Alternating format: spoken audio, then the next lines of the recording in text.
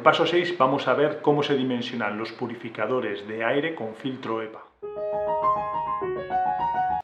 Bueno, ahora vamos a ver una aplicación que hemos desarrollado desde Vincel Solutions, muy sencillita, y que podréis acceder desde la descripción del vídeo.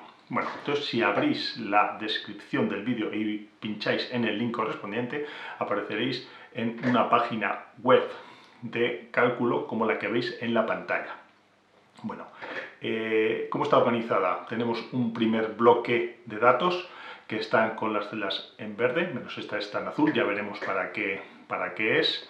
Luego tenemos un bloque gris de cálculos intermedios y un bloque amarillo de resultados. Están numerados pues un poquito para facilitar la explicación del vídeo y para que no os perdáis. Bueno, entonces en primer lugar en el bloque de datos vemos que hay un bloque de dimensiones del aula, otro de generación de CO2 por parte de los ocupantes del aula y luego un tercer bloque de caudales que tenemos de ventilación y de renovación en nuestra aula en este momento, o mejorado si no diéramos con los valores que nos requiere la norma. Entonces, vamos a empezar con un ejemplo. Vamos a pisar el ejemplo que tenemos actualmente y vamos a considerar que ahora tenemos un aula de 10 metros de largo, 10 metros de ancho y, bueno, seguimos con 3 metros de alto. Esto da lugar a 300 metros cúbicos de volumen. A continuación, supongamos que tenemos un ocupante y profesor, en este caso 10 alumnas y 10 alumnos. Bien, entonces, ahora vamos a ver la generación de CO2 por cada uno de los ocupantes. Para ello nos vamos a ir a la tabla del documento que también os he dejado adjunto en la descripción del vídeo y nos vamos a ir en concreto a la página 36. La página 36 contiene dos tablas que son fundamentales. Vamos a hacerlos un poquito más grandes y en estas tablas tenemos la tabla 4, que es la de generación de CO2 por los ocupantes, y otra es la tabla 3 con los valores de actividad física, que es un coeficiente que multiplica el anterior para dar como resultado pues, bueno, los litros por segundo de CO2 que genera cada uno de los ocupantes. Bien, entonces, en el caso del profesor, vamos a suponer que tiene entre 40 y 50 años, nos vamos a la primera columna siempre y vemos que nos da un valor de 0,0038. Entonces volvemos a la tabla, 0,0038, introducimos ese valor y una actividad, vamos a considerar que en este caso, bueno, pues está de pie, en 2 millas por hora, unos 3,2 kilómetros por hora, bueno, pues 2.0. Entonces ese valor lo introducimos en esta otra celda, 2.0. Bien. Con las alumnas, bueno, pues vamos. En la tabla tenéis que fijaros que es females en la parte inferior aquí. Tendríamos, pues, si están en 11 a 16 años, primera columna, siempre primera columna, 0,0029. 0,0029, lo introducimos el dato. Y ahora, para actividad, vamos a fijarnos en una actividad muy habitual en clase, que es sentado, leyendo, escribiendo o escribiendo pues con el ordenador o la tablet. Bueno, entonces en ese caso sería 1,3 como decimos, nos vamos aquí, 1,3, ¿vale? En el caso de los chicos, pues va a ser prácticamente lo mismo, pero tenemos que fijarnos que es en la parte superior aquí de la tabla, de 11 a 16 años sería 0,0034. Entonces 0,034, introducimos el dato y la actividad física, pues igual que en el caso de las alumnas, 1,3. Bueno, una vez que hemos completado este apartado, vemos que nos va a dar un caudal de 945 metros cúbicos hora de renovación. ¿Esto cómo lo calcula? Calcula 45 metros cúbicos hora por persona, que dice la norma, como mínimo que debe cumplir, por los 21 ocupantes. Pero hay otro requerimiento, y es que la concentración de CO2 con este caudal de renovación debe estar por debajo de 900 en zonas urbanas. Entonces vamos a ver que es 761 está por debajo de 900, también está por debajo de 850, que sería el que se exige para zonas rurales, con lo cual estamos cumpliendo en ambos casos. ¿De acuerdo? Vemos a continuación que la casilla azul está en 0. ¿Por qué? en principio no vamos a tener que tocarla. Luego veremos un ejemplo en el que vamos a forzar otras condiciones de actividad física dentro del aula y sí que será necesario tocar. Por tanto, si este valor cumple de concentración esperado, significa que podemos validar los 945 metros cúbicos hora como objetivo de ventilación en nuestro aula, ¿vale? Entonces, ahora tenemos que completar cuál es el caudal de ventilación que tenemos ahora mismo en el aula. Entonces, para ello, vamos a necesitar que esta información nos la dé técnicos especializados, porque necesitan pues, batómetros, necesitan medidores de CO2 y necesitan los procedimientos muy claros para poderlo aplicar y llegar a una solución, digamos, pues bueno, confiable. Entonces, supongamos que este dato es de 500 metros cúbicos hora.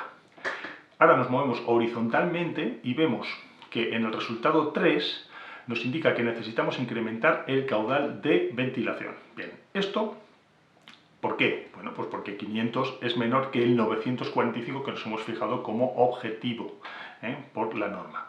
Entonces, vamos a hablar con el personal de mantenimiento del sistema de ventilación y vamos a ver hasta dónde podemos subir la ventilación en nuestro aula. Entonces, supongamos que podemos subir hasta 650 metros cúbicos hora. Bueno, entonces introducimos en esta segunda casilla el nuevo caudal de renovación del aire.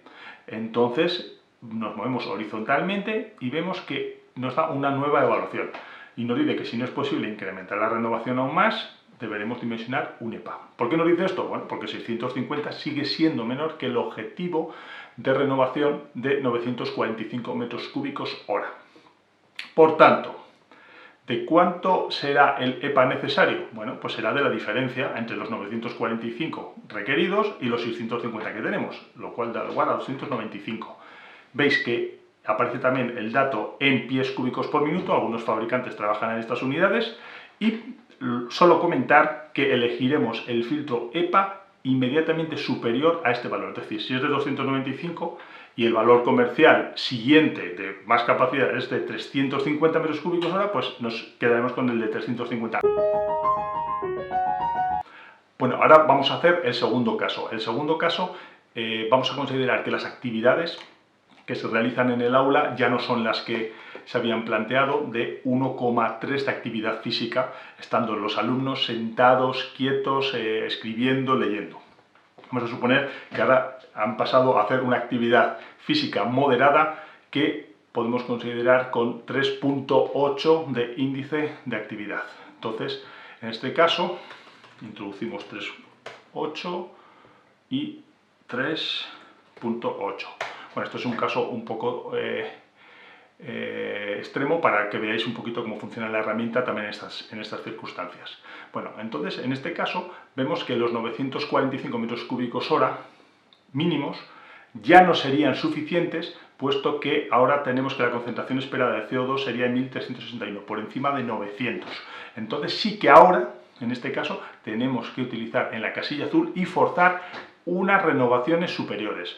Si os fijáis, debajo de 945 aparecen 3,2 renovaciones hora. Entonces vamos a forzar un número superior, supongamos 4 renovaciones hora, y con un número superior vemos que seguimos estando por encima de 900. Pues probaríamos otro, 5, bueno, tampoco con 5, con 6, 914, estamos cerca, pero aún no.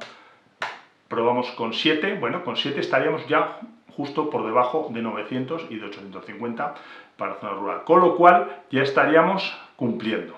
Entonces, si el caudal antes era 945 el objetivo, ahora es el que se indique en la casilla que está al lado de la casilla azul, es decir, 2100, olvidaos del 945, ahora es 2100, ¿de acuerdo? Esto es la única cosa que tenéis que tener en cuenta en estas condiciones un poco más forzadas, ¿no?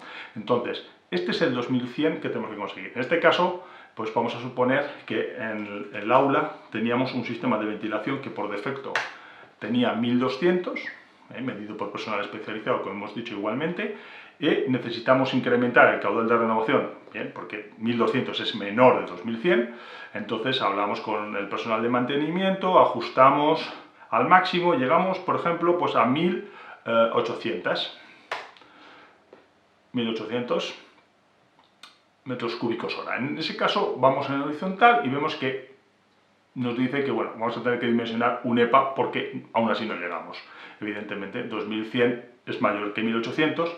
¿Y cuál es la diferencia? Pues 300. Entonces el EPA que nos sale es de 300 o 177 pies cúbicos por minuto. De la misma manera elegiremos el siguiente comercial, si lo hay de 300 pues ya de 300, y si lo hay de 350 pues entre 250 y el siguiente es de 350 pues los cogeremos de 350.